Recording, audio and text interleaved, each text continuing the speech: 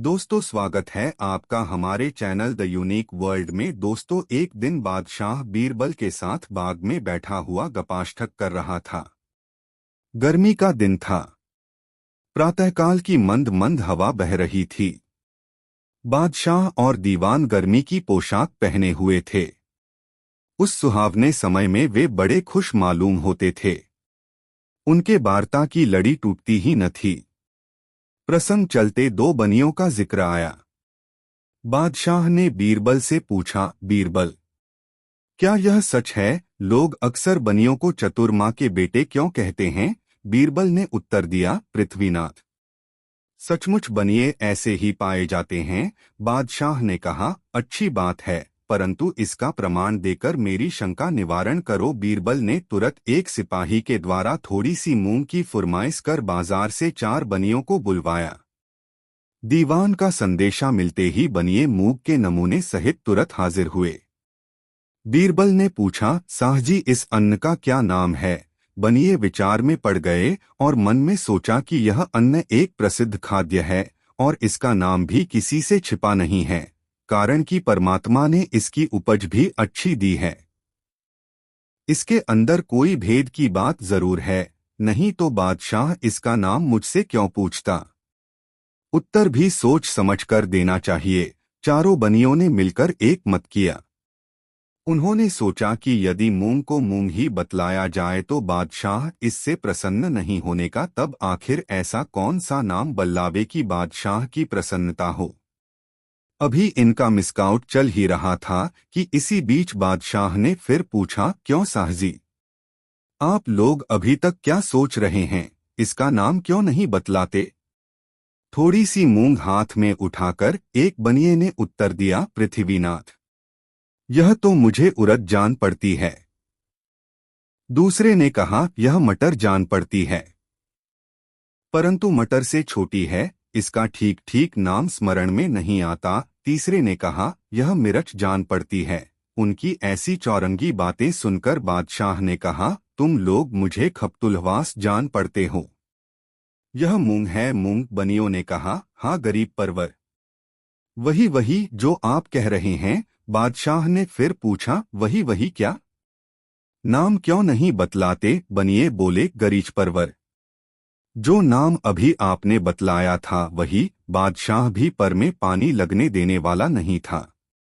उसने कहा, अभी मैंने किस चीज का नाम लिया था? बनिए फिर चालाकी खेल गए और बोले, गरीब परवर, हमको विस्मरण हो गया है।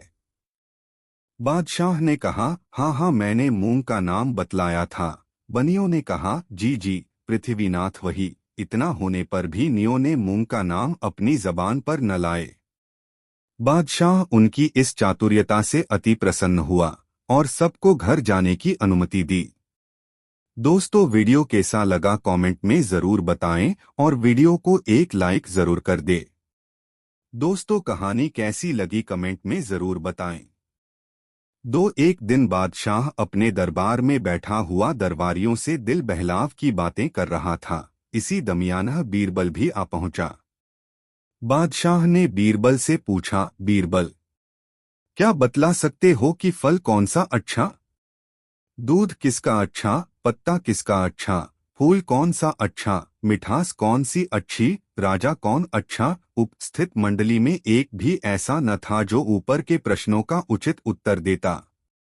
तब बादशाह ने इसका भार बीरबल के ऊपर दिया। बीरबल बोला, पृथ्वीनाथ, फलों में बेटा अच्छा है, जिससे बाप दादों का नाम पुस्त दर पुस्त चला है जाता है। दूध माता का उत्तम होता है, जिससे सबका पालन पोषण होता है। पत्ता पान का अच्छा होता है, इसके देने से नौकर स्वामिभक्त हो जाता है, यहाँ तक कि उसके लिए प्राण तक न्योछावर करने को उद्यत हो जाता है। फूल कपास का अच्छा होता है, कारण कि उसके सहारे संसार भर की लज्जा रहती है। मिठास वाणी की अच्छी होती है, जिसके फल स्वरूप बिना पैसा कौड़ी के लोग वश में हो जाते हैं। राजाओं में इंद्र महान है, जो पानी बरसाकर जगत को पालता है।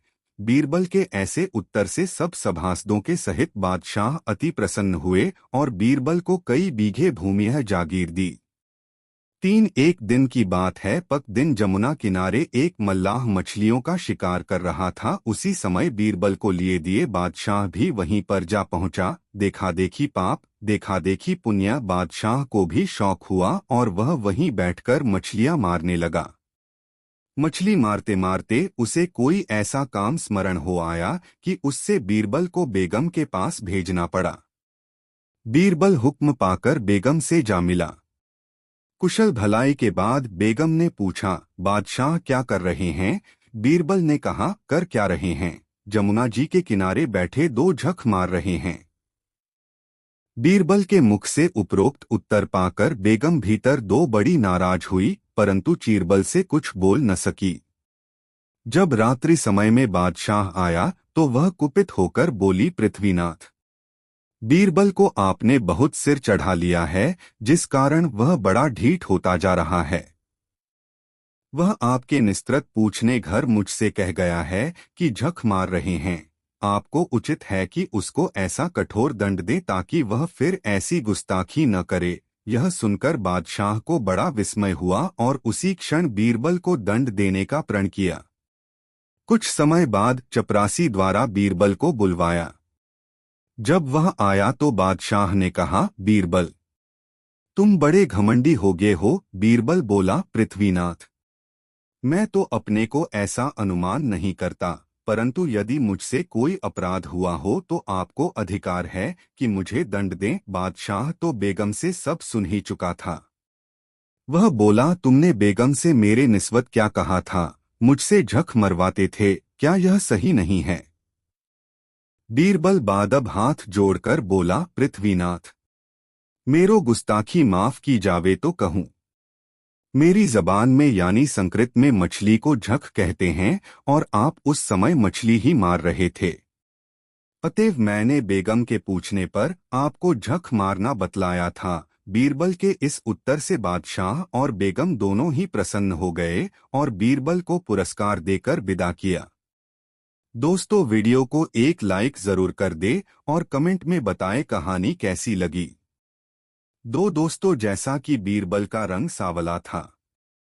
एक दिन दरबार के समय लोगों में मनुष्य की सुंदरता और कुरूपता पर बहस छिड़ी।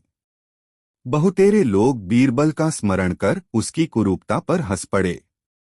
उस समय वोरबल दरबार में उपस्थित नहीं था। जब कुछ कालोपरांत लौटकर आया तो दरबारी लोग उसे देखकर जोर से हंसने लगे। बीरबल चाहता था कि उनके इस आकस्मिक हंसी का कारण पूछे, परंतु कुछ सोच विचार कर चुप रह गया। इधर उधर की बातें होने लगीं। कुछ देर बाद बीरबल को अवसर मिला तो बादशाह से बोला, पृथ्वीनाथ, आज आप लोग बड़े हंसमुख क्यों दिख पड़ते हैं? बादशाह ने हंसते हुए उत्तर दिया, लोगों के हंसने का कारण तुम्हारी कुरूपता है। वे कहते हैं हम लोग गोरे और बीरबल काला कैसे हुआ? बीरबल बोला, अफसोस कि अभी तक आपको इसका कारण ही नहीं ज्ञात हुआ। बादशाह ने कहा, भला भाई, बिना बतलाए यह लोगों को कैसे मालूम हो? आप यदि जानकारी रखते हो तो बतलाकर सबका भ्रम निवारण करें। बीरबल ने उत्तर दिया, पृथ्वीनाथ, जिस समय ईश्वर ने सृष्टि की रचना प्रारंभ की, सर्वप्रथम वृक्ष और बैलों की रचना की, पर इतना ही करके वह संतुष्ट नहीं हुआ। तब पशु और पक्षियों की बारी आई। इतना करके कुछ समय तक आनंद उपभोग करता रहा। फिर उससे भी उत्तम जीवों की रचना करने का विचार कर मनुष्यों की रचना की। तब वह अति आनंदित होकर पहले उसे रूप, दूसरे धन, तीसरे बुद्धि और चौथे बल प्रदान किया। चारों चीजों को जुदी दो रखकर सब मनुष्यों को फरमाया कि इन चारों में जिसे जो पसंद हो अपनी इच्छानुसार ले लेवे। इस कार्य के लिए कुछ समय भी निर्धारित कर दिया था। मैं बुद्धि लेने में रह गया। जब दूसरों चीज लेने गया तो समय बीत चुका था, इसलिए कोरा लौटना पड़ा। मैं बुद्धि लेकर रह गया। आप लोग भी धन, रूप, बल के लालच में पड़कर बुद्धि लेना भूल गए। इसी कारण मैं कुरूप हुआ। बीरबल के उत्तर से बादशाह और दरबारियों का मन टूट गया और फिर वे कभी बीरबल की हंसी न उड़ाई। दोस्तों, वीडियो को लाइक जरूर कर दे। एक दिन बादशाह बीरबल के साथ बाग में बैठा हुआ गपाष्टक कर रहा था। गर्मी का दिन था। प्रातःकाल की मंद मंद हवा बह रही थी। बादशाह और दीवान गर्मी की पोशाक पहने हुए थे। उस सुहावने समय में वे बड़े खुश मालूम होते थे। उनके बातों की लड़ी टूटती ही न थी। प्रसंग चलते दो बनियों का जिक्र आया। बादशाह ने बीरबल से पूछा, बीरबल, क्या यह सच है, लोग अक्सर बनियों को चतुर माँ के बेटे क्यों कहते हैं? बीरबल ने उत्तर दिया, पृथ्वीनाथ, सचमुच बनिए ऐसे ही पाए जाते हैं। बादशाह ने कहा, अच्छी बात है, परंतु इसका प्रमाण देकर मेरी शंका निवारण करो। बीरबल ने तुरंत एक सिपाही के द्वारा थोड़ी सी मूंग की फुरमाइश कर बाजार से 4 बनियों को बुलवाया। दीवान का संदेशा मिलते ही बनिए मूंग के नमूने सहित तुरंत हाजिर हुए। बीरबल ने पूछा, साहजी, इस अन्न का क्या नाम है? बनिए विचार में पड़ गए और मन में सोचा कि यह अन्न एक प्रसिद्ध खाद्य है और इसका नाम भी किसी से छिपा नहीं है, कारण कि परमात्मा ने इसकी उपज भी अच्छी दी है। इसके अंदर कोई भेद की बात जरूर है, नहीं तो बादशाह इसका नाम मुझसे क्यों पूछता? उत्तर भी सोच समझकर देना चाहिए। चारों बनियों ने मिलकर एक मत किया। उन्होंने सोचा कि यदि मूंग को मूंग ही बतलाया जाए तो बादशाह इससे प्रसन्न नहीं होने का, तब आखिर ऐसा कौन सा नाम बल्लावे कि बादशाह की प्रसन्नता हो।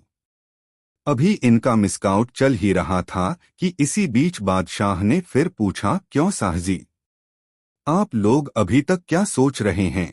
इसका नाम क्यों नहीं बतलाते? थोड़ी सी मूंग हाथ में उठाकर एक बनिए ने उत्तर दिया, पृथ्वीनाथ, यह तो मुझे उड़द जान पड़ती है। दूसरे ने कहा, यह मटर जान पड़ती है, परंतु मटर में छोटी है, इसका ठीक ठीक नाम स्मरण में नहीं आता। तीसरे ने कहा, यह मिर्च जान पड़ती है। उनकी ऐसी चौरंगी बातें सुनकर बादशाह ने कहा, तुम लोग मुझे खप्तुलवास जान पड़ते हो। यह मूंग है, मूंग। बनियों ने कहा, हाँ गरीब परवर, वहो वही जो आप कह रहे हैं। बादशाह ने फिर पूछा, वही वही क्या? नाम क्यों नहीं बतलाते? बनिए बोले, गरीब परवर, जो नाम अभी आपने बतलाया था वही। बादशाह भी पर में पानी लगने देने वाला नहीं था। उसने कहा, अभी मैंने किस चीज का नाम लिया था? बनिए फिर चालाकी खेल गए और बोले, गरीब परवर, हमको विस्मरण हो गया है। बादशाह ने कहा, हाँ हाँ, मैंने मूंग का नाम बतलाया था। बनियों ने कहा, जी जी पृथ्वीनाथ वही। इतना होने पर भी बनियों ने मूंग का नाम अपनी जबान पर न लाए। बादशाह उनकी इस चातुर्यता से अति प्रसन्न हुआ और सबको घर जाने की अनुमति दी। दोस्तों, वीडियो को लाइक जरूर कर दे और कमेंट में बताएं कहानी कैसी लगी। 4 बीरबल का नियम था कि दरबार से फुर्सत पाकर वह अपना कुछ समय एकांतवास में बिताया करता था। एक दिन जबकि वह दरबार से खाली होकर अपने घर लौट रहा था तो मार्ग में उसे एक आदमी मिला। वह बीरबल से पूछा, महाशय जी, क्या आप कृपा कर मुझे बीरबल के घर का पता बतला सकते हैं? बीरबल ने कहा, क्यों नहीं बतला सकता।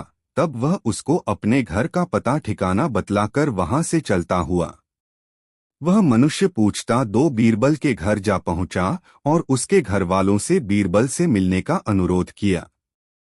वे बोले, ताऊजी अभी बाहर गए हैं, ठहर जाओ, थोड़ी देर में मुलाकात हो जाएगी। वह आदमी बीरबल के द्वार पर बैठकर उसके आने की प्रतीक्षा करने लगा। थोड़ी देर बाद बीरबल लौटकर आया। वह उसे पहचानकर आश्चर्यचकित होकर पूछा, दीवान जी, रास्ते में आपसे मेरी मुलाकात हुई थी, परंतु वहां पर आपने मुझे अपना परिचय क्यों नहीं दिया? बीरबल ने कहा, आपका कहना अक्षरशः सत्य है, परंतु आपने मुझसे बीरबल के घर का पता पूछा था, इसलिए मैंने अपने घर का पता बतला दिया। यदि मेरा परिचय पूछे होते तो मैं आपको अपना परिचय देता। उस आदमी ने कहा, लोगों के मुख से मैंने ऐसा सुना है कि आप नित्यति अपना थोड़ा समय एकांतवास में बिताते हैं, सो उसका क्या कारण है? बीरबल बोला, आपको समझना चाहिए था कि एकांतवास से बड़ा लाभ होता है। अव्वल तो एकांतवास में विचारों की सूझ भली भांति होती है, दोयम एकांत मनन करने का सर्वोत्कृष्ट साधन है। यदि आप कहीं अलग बैठकर विचार करेंगे तो आपको अपनी परिस्थिति और ही देख पड़ेगी। वह मनुष्य बीरबल के उत्तर से संतुष्ट होकर अपने घर लौट गया। दोस्तों, कहानी कैसी लगी कमेंट में जरूर बताएं। एक दिन बीरबल को डराने के विचार से महाकाली ने अपना 1000 मुख वाला विकराल रूप धारण कर रात्रि समय में उसको दर्शन दिया। बीरबल महामाया को देख हंसते हंसते उनको प्रणाम किया और फिर सन्न मार गया। इसका यह हाल देख देवी विचारमग्न हो गई। उसने मन में विचारा, पहले तो मेरे ऐसे भयानक स्वरूप को देखकर इसे डरना चाहिए था, सो यह कुछ भी भयभीत न हुआ। दूसरे मुझे देखकर हंसा, तीसरे तुरंत ही गमगीन भी हो गया। इसलिए इसकी मार्मिक बातों का भेद लेना चाहिए। वह प्रकट में बोली, भक्तवर बीरबल, तू मुझे देखकर पहले तो हंसा, फिर उदास क्यों हो गया? बीरबल बड़ी दीनताई से बोला, मातेश्वरी, आप अंतर्यामिनी हैं, आपसे किसी का कुछ छिपाव नहीं है। फिर भी आपके पूछने पर बिना बतलाए भी अनुचित है। मेरे हंसने का यह सबब है कि आपका दर्शन कर मैं बड़ा आनंदित हुआ, परंतु दूसरा कारण मैं नहीं बतलाऊंगा। जब देवी ने उसे धीरज देकर अभयदान देने का वचन दिया तो बीरबल बोला, हे जगज्जननी जी, मैं अपने मन में अनुमान कर रहा था, एक सिर और एक नाक है, 1000 नाक और केवल 2 ही कि मुझे केवल 2 हाथ और आपको 1000 सिर हाथ हैं। मैं जोखाम होने पर एक ही नाक को अपने दोनों हाथों से साफ करते दो। थक जाता हूँ, फिर जब आपको जुखाम होगा तो आप 1000 नाकों को केवल 2 ही हाथों से कैसे साफ करेंगी? मुझे इसी चिंता ने शोकित कर दिया था। देवी अपने भक्त बीरबल के उत्तर से संतुष्ट हुई और उसको आशीर्वाद देती हुई अंतर्धान हो गई। दोस्तों, कहानी कैसी लगी कमेंट में जरूर बताएं और वीडियो को लाइक जरूर कर दे। दोस्तों, एक समय को बात है, एक रोज बादशाह ने बीरबल से पूछा, क्या यह बात सही है कि कारीगर लोग मालिक की आंखों में धूल झोंककर अपना उल्लू सीधा कर लेते हैं? इस विषय की लोगों में बराबर चर्चा सुनने में आती है। बीरबल ने कहा, पृथ्वी नाथ, यह तो आंख देखी और कान सुनी बात है। जो जिस काम को करता है वह उसमें पंडित हो जाता है। बादशाह ने फिर पूछा, तो क्या सुनार, लोहार, दर्जी पेशा के सभी चोर ही होते हैं? बीरबल ने उत्तर दिया, मैं यह कैसे कह सकता हूँ कि सभी कारीगर चोर ही होते हैं, परंतु फिर भी कितनों की चोरी सबको विदित हो चुकी है। जैसे सुनार ही को लीजिए, इनके संबंध में लोगों का विश्वास है कि कोई चाहे कितनी ही इनकी चौकसी करे, परंतु ये येनकेन प्रकारेण माल में से चोरी कर ही लेते हैं। इनकी इस कला की चालाकी संसार में विख्यात है। लोग तो यहाँ तक कहते हैं कि दुनिया की बातें तो दरकिनारे रहीं, ये अपने माता पुत्री तथा बहनों के आभूषणों में से भी चोरी करते हैं। यदि कहीं चुराना भूल गए तो समझ लीजिए कि उस रात में उन्हें नींद हराम हो जाती है। ये कपट मुद्रा कर जब तक उसमें से कुछ माल निकाल न लेंगे, तब तक इनके पेट में चूहे कूदा करेंगे। इस संबंध की एक घटना मेरी आंखों के सामने भी घटी है, उस पर जरा विचार कीजिए। एक गांव में एक वृद्ध सुनार रहता था। बुढ़ापे के कारण वह सुनारी का काम नहीं कर सकता था, इसलिए विवश होकर दुकान में बैठा बंठा अपने एकलौते लड़के को सोनारी का काम सिखाया करता था। यदि लड़का कहीं चूक करता तो वह तुरंत उसकी भूल सुधरवा देता था। दैवयोग से उस वृद्ध सुनार की लड़की ससुराल से पीहर आई। उसे भी कुछ सोने के गहने बनवाए थे, अतएव अन्य जगह न देकर उसने अपने भाई से ही गहने बनवाना उत्तम समझा। उसका ख्याल था कि भाई के हाथ से बने हुए गहनों में फर्क नहीं पड़ेगा। दूसरे सुनारों का क्या विश्वास। वह अपना सब सोना भाई को देकर आप उसके पास बैठकर गहने बनवाने लगी। उसका बूढ़ा बाप भी वहीं दुकान में बैठा हुआ था। बूढ़े ने मन में अनुमान किया, जो मैं लड़के से प्रकट रूप में कहता हूं तो लड़की सारी बातें जान जाएगी, और यदि नहीं कहता हूं तो लड़का चहन के गहने सोचकर उसमें से चोरी नहीं करेगा। तब तो मेरे इस पेशे का नाम कलंकित होगा। वह अंगड़ाई लेता हुआ बोला, अरे राम, अपने लिए तो सभी एक समान हैं। ठग जाने ठगी की भाषा, ताते उमा गुप्त करी राखा वाली घटना घटी। लड़का बाप की शिक्षा से धीरे धीरे पंडित हो चुका था। उसने अपने पिता के कहने का भावार्थ समझ लिया, परंतु प्रकट रूप से पिता को कुछ उत्तर नहीं दिया। बूढ़े ने समझा कि शायद लड़के को मेरा सांकेतिक शब्द समझ में नहीं आया, अतएव रह रहकर वही पहले वाला शब्द पुनः पुनः कहने लगा। लड़का दत्तचित्त हो अपनी बहन से बातें करता हुआ गहने गढ़ रहा था। पिता के बार बार के टोकारे से खींच कर बोला, पिताजी, आज आप इतना राम राम क्यों कह रहे हैं? अरे राम ने तो बहुत पहले ही लंका नगरी को लूट लिया था, अब उसमें रखा ही क्या है? अपने लाडले से ऐसा संतोषप्रद उत्तर पाकर वृद्ध गद हो गया और उसे अपने पुत्र पर बहुत भरोसा हुआ। वह लड़का कोवा से कबेला चतुर वालों कहावत पहले ही चरितार्थ कर सोने की एक गुली माल में से कपट कर राख में छिपा दिए था। इस घटना को सुनकर बीरबल ने कहा, पृथ्वीनाथ, कारीगर बड़े बजर बेहया होते हैं। वे अपने कला में जब तक चोरी करना नहीं जानते तब तक उनको अपने कारीगर होने में संदेह ही बना रहता है। आप इसे पक्का समझें कि जो जितना बड़ा कारीगर होता है वह उतना ही चोर भी होता है। यही इनकी विशेषता है कि माल चुरा लेते हैं और दूसरों पर इनका भेद प्रकट नहीं होने पाता। सुनार तो शास्त्रों द्वारा इस फन में विख्यात हैं। इनका नाम शास्त्रकारों ने पश्यतो हर बतलाया है। इसका भावार्थ यह है कि यह आंख के सामने ही चोरी करते हैं, परंतु देखने वालों की बुद्धि कुछ काम नहीं करती। दोस्तों, कहानी कैसी लगी कमेंट में जरूर बताएं। एक दिन बादशाह प्रफुल्लित चित्त हो अपने पुत्र को गोदी में लिए हुए खेला रहे थे। इसी बीच बीरबल भी वहां आ पहुंचा। बादशाह तुरंत पूछ बैठे, बीरबल, कोई लावे नर, पीर, बबरची, भिश्ती, खर? बीरबल ने कहा, पृथ्वीनाथ, मैं कल इस सवाल का जवाब ढूंढ कर लाऊंगा। जब संध्या समय वह लौटकर घर जाने लगा तो रास्ते में एक गरीब ब्राह्मण के घर पहुंचा और उसको 5 रुपए देकर बोला, देखो, कल तुम्हें 10 बजे मेरे साथ दरबार में चलना होगा। अपने खाने पीने का प्रबंध कर ठीक समय पर तैयार रहना। वह बोला, बहुत अच्छा, ताबेदार हर एक आशाओं को अक्षरशः पालन करने के लिए तैयार है। दूसरे दिन बीरबल ठीक समय पर उसे लेकर दरबार में हाजिर हुआ। बादशाह ब्राह्मण को देखकर बीरबल का भावार्थ समझ गए और उससे पूछे, साबित करो कि इस मनुष्य में कल वाले चारों चुन विद्यमान हैं। बीरबल दोनों हाथ जोड़कर बोला, पृथ्वीनाथ, यह पुजाते समय पीर होता है और ब्राह्मण के हाथ का बनाया भोजन सभी लोग खाते हैं। इस संबंध से बाबर्च है, पौसरा चलाने का काम ब्राह्मण से लिया जाता है, इसलिए पानी पिलाते समय यह भिश्ती बन जाता है।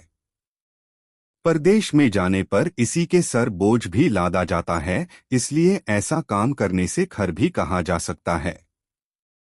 केवल एक ब्राह्मण को नौकर रखने से चारों काम आसानी से निकल आते हैं। पूजन के समय इसकी पैर पूजा कर पीर बना लीजिए, समय पर रोटी बनवाकर बवर्ची बनाइए, प्यास लगे तो इससे भिश्ती का काम कराइए, यानी वह पानी भी पिला देगा, और चाहे जब बोझा भी दुलवाकर खर का काम भी सुगमता से करा लीजिए, यानी यह उन समस्त चारों कामों को भली भांति कर सकता है। बादशाह बीरबल का उत्तर सुनकर मन में प्रसन्न हो मुस्कुरा दिए। बीरबल उस गरीब ब्राह्मण को 25 रुपए पुरस्कार देकर विदा किया। दोस्तों, वीडियो को एक लाइक जरूर कर दे। एक दिन बादशाह अपने दरबार में बैठा हुआ दरबारियों से दिल बहलाव की बातें कर रहा था। इसी दरमियान बीरबल भी आ पहुंचा। बादशाह ने बीरबल से पूछा, बीरबल, क्या बतला सकते हो कि फल कौन सा अच्छा, दूध किसका अच्छा, पत्ता किसका अच्छा, फूल कौन सा अच्छा, मिठास कौन सी अच्छी, राजा कौन अच्छा। उपस्थित मंडली में एक भी ऐसा न था जो ऊपर के प्रश्नों का उचित उत्तर देता। तब बादशाह ने इसका भार बीरबल के ऊपर दिया। बीरबल बोला, पृथ्वीनाथ, फलों में बेटा अच्छा है जिससे बाप दादों का नाम पुस्त दर पुस्त चला है जाता है। दूध माता का उत्तम होता है जिससे सबका पालन पोषण होता है। पत्ता पान का अच्छा होता है, इसके देने से नौकर स्वामी भक्त हो जाता है, यहाँ तक कि उसके लिए प्राण तक न्योछावर करने को उद्यत हो जाता है। फूल कपास का अच्छा होता है कारण कि उसके सहारे संसार भर की लज्जा रहती है। मिठास वाणी की अच्छी होती है जिसके फल स्वरूप बिना पैसा कौड़ी के लोग वश में हो जाते हैं। राजाओं में इंद्र महान है जो पानी बरसाकर जगत को पालता है।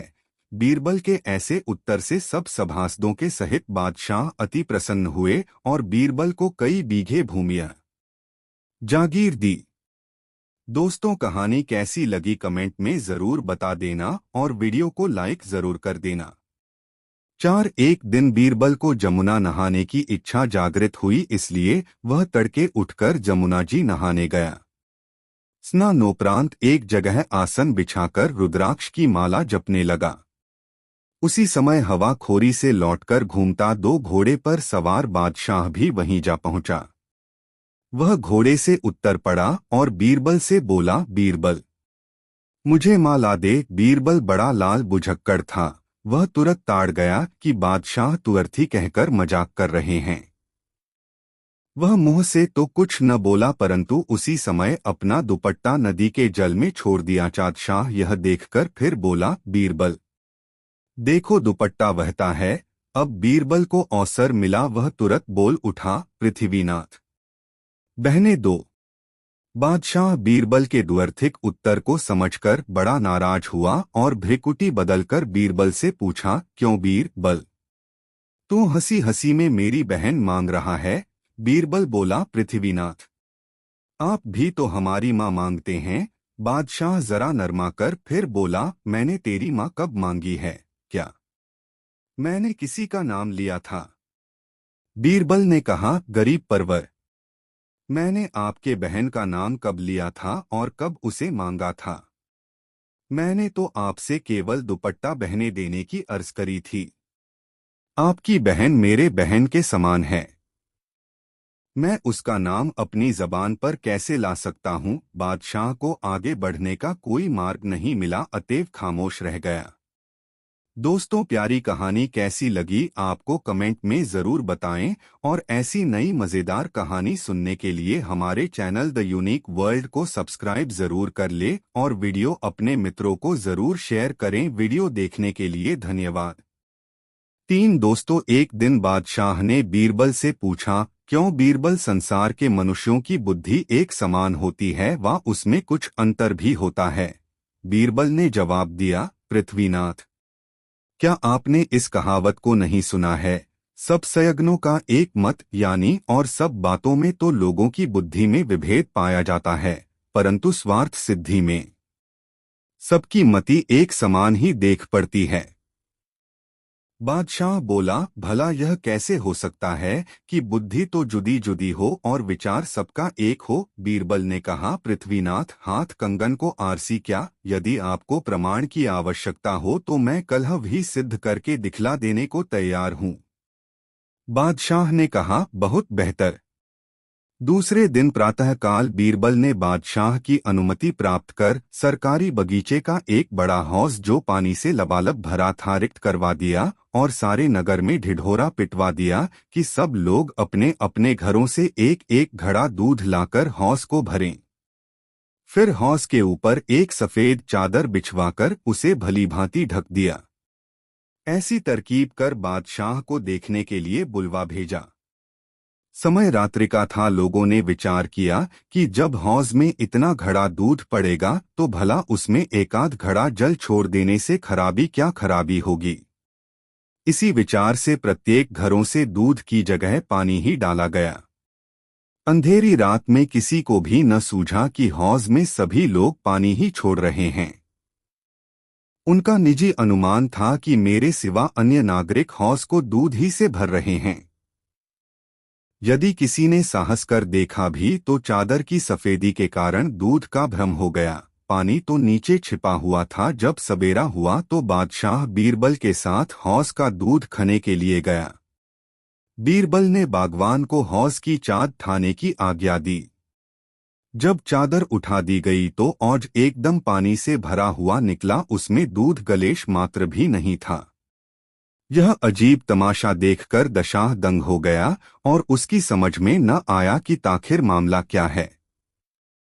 जब बीरबल से उसका कारण छा गया तो वह बोला, गरीब परवर, आपने अपनी आंखों खलिया अब भी सब सयानों का एक मत वाली कहावत तानने को तैयार हैं या नहीं। बादशाह ने सशंक होकर उत्तर दिया, बीरबल, कहावत तो अक्षरशः सत्य प्रतीत होती है, परंतु फिर भी मैं पूर्णतया संतुष्ट नहीं हुआ हूँ, अतएव इसमें और भी खोजबीन करने की आवश्यकता प्रतीत होती है। अब मैं उसका वयं अन्वेषण कर लूंगा, तुझे कुछ करने की आवश्यकता नहीं है। बीरबल तो हृदय से बादशाह का भक्त था, इसलिए चुप हो गया। दूसरे दिन जब बादशाह सोकर उठा तो उसे वही आत वाली धुन समाई। वह अन्वेषण करने के अभिप्राय के भेष बदलकर नगर की तरफ चला। कई चक्कर काटने के बाद उसको एक मकान दृष्टिगत हुआ। इसकी दीवारें बहुत ऊंचों न थीं और न कोई टीम टाम की सजावट ही थी, परंतु मकान खूब साफ सुथरा था। बादशाह ने इसी मकान को अपने अन्वेषण का केंद्र ठहराया और द्वार पर पहुंचकर कान की घुंडी खड़खड़ाई। किवाड़ खुल गया। भीतर से एक आदमी ने पूछा, आप कहाँ से आए हैं और आपका यहाँ किससे और क्या प्रयोजन है। बादशाह बोला, मैं एक मुसाफिर हूँ, कल का इस शहर में आया हूँ। मैंने अपना डेरा सराय में डाला है। आज नगर देखने की इच्छा से निकला तो घूमते फिरते रास्ता भूलकर इधर आ पहुंचा। थकावट के कारण मेरे बदन में पीड़ा हो रही है, इसलिए कुछ समय तक विश्राम लेकर अपनी थकावट दूर करना चाहता हूँ। बादशाह के प्रस्ताव को मकान मालिक ने स्वीकार करते हुए उसे भीतर बुला लिया और एक चारपाई दिखलाकर विश्राम करने की आचा दी। बादशाह चारपाई पर जा पड़ा और मकान मालिक अपना निजी काम करने लगा। जब वह सब कामों से निपट चुका तो मुसाफिर के पास आया और उससे कुछ खाने पीने का अनुरोध किया, परंतु बादशाह ने उसके प्रस्ताव को अस्वीकार कर दिया। उससे मकान मालिक से आपसदारी की बातें होने लगीं। मुसाफिर, बादशाह भाई, कल मैं इस नगर में आकर एक ढिढोरा सुना था, क्या यह बराबर प्रति मास पीटा जाता है व इसी बार पीटा गया था। मैं बड़े आश्चर्य में पड़ गया हूँ कि इस ढिढोरे से बादशाह का क्या प्रयोजन है। मकान मालिक ने उत्तर दिया, नहीं भाई, पहले ऐसा कभी नहीं सुनने में आया था, कल ही अचानक यह नई बात सुनने में आई। मुझे इसका भेद कुछ भी नहीं मालूम है। उसने फिर पूछा, तो बादशाह इतने दूध को लेकर आखिरश करेगा क्या। मकान मालिक, भाई चाहे वह जो कुछ भी करे, परंतु मैं आपसे सत्य दो बतलाता हूँ कि मैं तो दूध की जगह हौज में पानी हो डाल आया था। मैंने देखा कि शहर में जब सभी लोगा दूध की तलाश में है तो इतना दूध कहाँ से आवेगा, और यदि हजारों घड़े दूध में एक घड़ा पानी ही डाल दूंगा तो उससे क्या होता जाता है। बादशाह ने मुस्कराकर कहा, बेशक युक्ति तो आपने अच्छी निकाली, परंतु यह बात कहीं बादशाह की कानों तक पहुँचे तो फिर आपकी कौन सी दुर्गति हो, इस पर भी आपने कुछ विचार किया था। मकान मालिक ने कहा, भाई यह बात किसी प्रकार प्रकट नहीं हो सकती। बादशाह ने सोचा कि अब अपना असली स्वरूप इस पर प्रकट कर देना चाहिए ताकि अपनी धूर्तता पर इसे पश्चाताप हो। वह तुरंत अपना ऊपरी लिबास हटाकर शाही लिबास में प्रकट हुए। मकान मालिक बड़ा भयभीत हुआ और उसका मुख मलिन हो गया। तब बादशाह उसे ढाढ़स बंधाते हुए बोले, तुम घबराओ नहीं, इससे तुम्हारा अनिष्ट अनिष्ट न होगा। फिर असल बात तो यह है कि आपने अपने मूत्र से ही अपना दोष स्वीकार किया है। सुनो, मैं यहाँ किसो अपरात्री को दंड देने के अभिप्राय से नहीं आया हूँ, केवल मुझे झूठ सब की जांच करनी थी। जो मैं शाही लिबास में आया होता तो यह बात मुझे न मालूम होती। इस प्रकार उस मकानदार को निर्भय कर बादशाह अपने चेहरे को फिर नकली लिबास में ढक लिया और उससे विदा हो एक दूसरे धनी के घर जा पहुँचे। यह धनी अपनी दयालुता के कारण सारे नगर में विख्यात हो रहा था।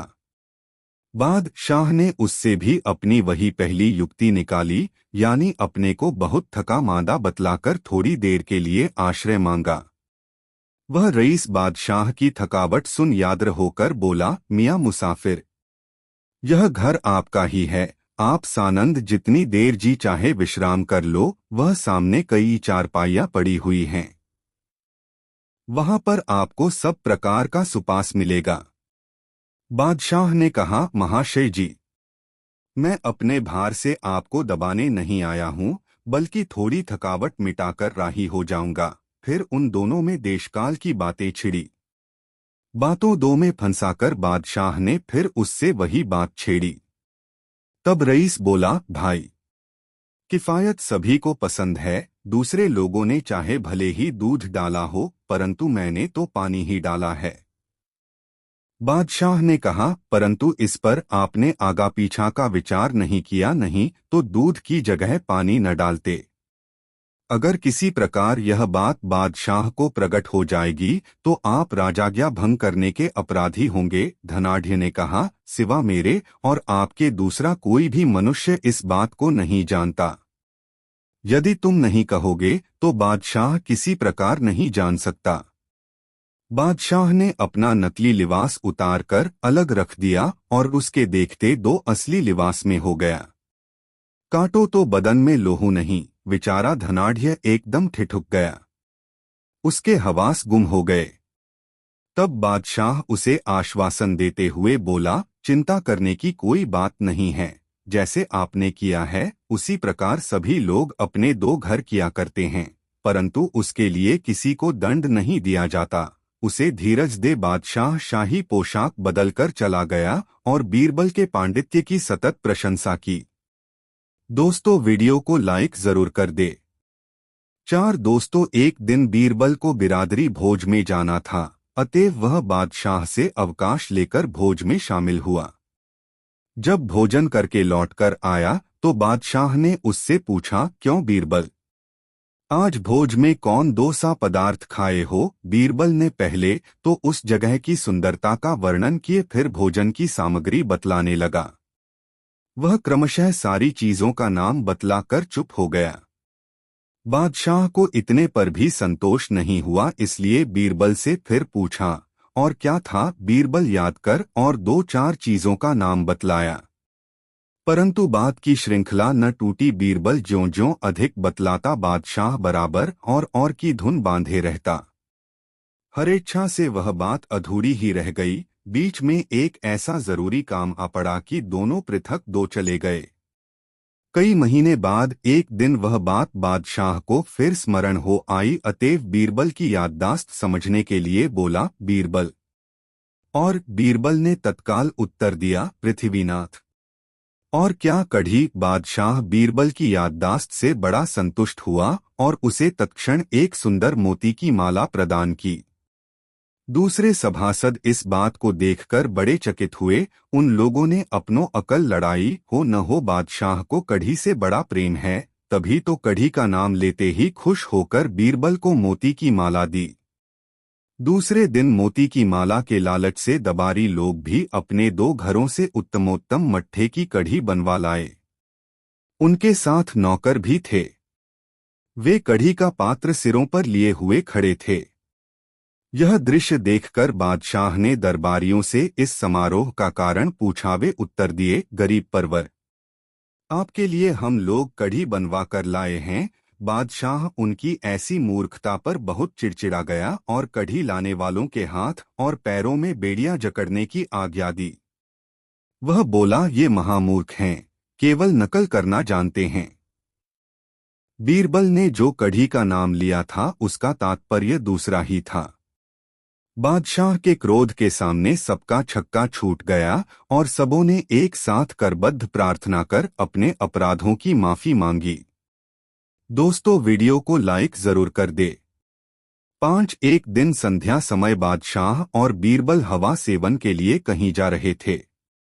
नगर के बाहर जाकर बाद शाह ने देखा कि एक कुत्ता एक फूली और कई दिन की सड़ी होने के कारण काली पड़ी हुई रोटी को बड़ी चाव से खा रहा है। उसे देख बादशाह को मजाक करने की सूझी और बीरबल को संबोधन कर बोला, देखो बीरबल, कुत्ता काली को खा रहा है। बीरबल अपने हाजिर जवाबी के लिए तो विख्यात ही था। वह झट बोला, पृथ्वीनाथ, उसे वही नियामत है। इस पर बादशाह कुछ चिड़चिड़ा सा गया क्योंकि नियामत उसकी माता का नाम था और काली बीरबल की माता का नाम था। उसने कहा, बीरबल, तुम मेरी माता को कुत्ते को खिला रहा है। बीरबल ने उत्तर दिया, क्या आपने मेरी माता से पहले कुत्ते को नहीं खिलाया था? बादशाह ने उत्तर दिया, मैं तुम्हारी माता को नहीं, उस काली रोटी के लिए कह रहा था। बीरबल बोला, मैं भी तो यही कहा था कि रोटी चाहे कैसी भी सड़ी गली क्यों न हो, परंतु उसके लिए तो वही नियामत है। बादशाह संतुष्ट हो गया और उस समय से फिर बीरबल से कोई दूसरा मजाक नहीं किया।